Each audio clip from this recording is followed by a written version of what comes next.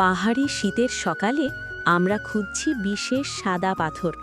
সেখান থেকে বেছে নেওয়া হয় সবচেয়ে নরম আর পরিষ্কার টুকরোগুলো। এই পাথর থেকেই তৈরি হবে খাঁটি চীনামাটির পাত্র। পাথরগুলো বাড়িতে এনে রাখা হয় দেশি ওখলিতে। পায়ের সাহায্যে ধীরে ধীরে কুটে নেওয়া হয় সেগুলো। শক্ত পাথর বদলে যায় ঝুরঝুরে নরম মাটির গুঁড়োতে।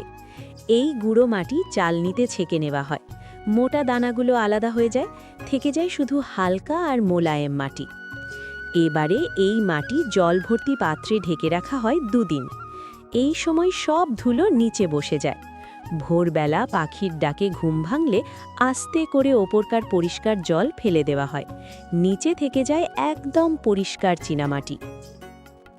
এই মাটি বাড়ির গর্তে রেখে মামা পায়ের সাহায্যে ভালো করে মাখেন। মাটি আরও মসৃণ আর কাজের উপযোগী হয়ে ওঠে। এরপর মাটির ওপর বড় পাথর চাপা দিয়ে সারা রাত রেখে দেওয়া হয়, যাতে অতিরিক্ত জল ধীরে ধীরে বেরিয়ে যায়। সকালে সেই সোঁদা গন্ধওয়ালা মাটি নিয়ে আমরা পৌঁছে যাই চাকে। চাকা ধীরে ধীরে ঘোরে, হাতের আলতো ছোঁয়ায় তৈরি হয় পাত্রের আকার। প্রথমে একটি ছোট কাপ, তারপর একটি সুন্দর থালা, আর শেষে একটি মিষ্টি কেটলি। প্রতিটি পাত্রেই লুকিয়ে থাকে গ্রামের সহজ সৌন্দর্য। তৈরি পাত্রগুলো রাখা হয় খোলা আকাশের নিচে, যাতে ধীরে ধীরে শুকায় আর কোথাও ফাটল না ধরে। পরদিন আবার চাকে বসিয়ে করা হয় নিখুঁত ফিনিশিং। লাগানো হয় ছোট হাতল, আঁকা হয় হালকা ফুল পাতার নকশা। সব শেষে পাতলা কাদামাটির জলে সব পাত্র ডুবিয়ে নেওয়া হয়। এতে আসে প্রাকৃতিক কোটিং, আর পাত্র হয় আরও মজবুত।